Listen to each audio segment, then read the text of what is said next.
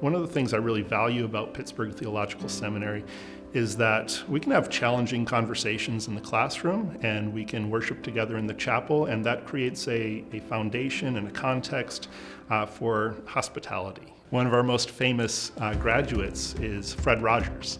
And if Fred Rogers is known for anything, it's for his sense of neighborliness. And I feel like Pittsburgh Theological Seminary is a place that embodies that value of neighborliness, and it's a way that we live into the gospel by loving our neighbors. So most of the classes that I teach here are in the area of biblical exegesis.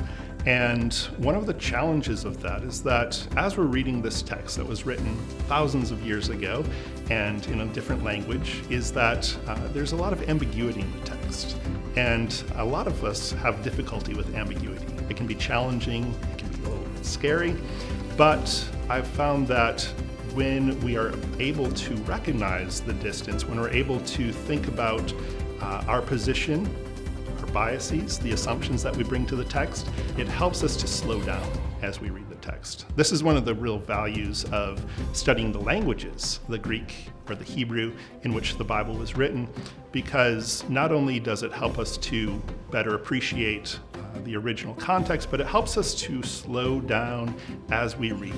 One of the things I really love about teaching at Pittsburgh Theological Seminary is that it allows me to teach in the area of my passion, right? I really love the field of interpretation, studying the Bible in its historical context, trying to understand the text in that original context.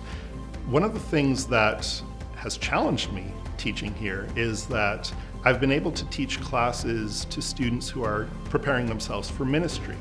And oftentimes that means looking at the text with contemporary concerns in mind. And so while my formal research is very historical in its orientation, some of my teaching has pulled me more into the area of contemporary relevance and thinking about questions that I might not consider as a researcher.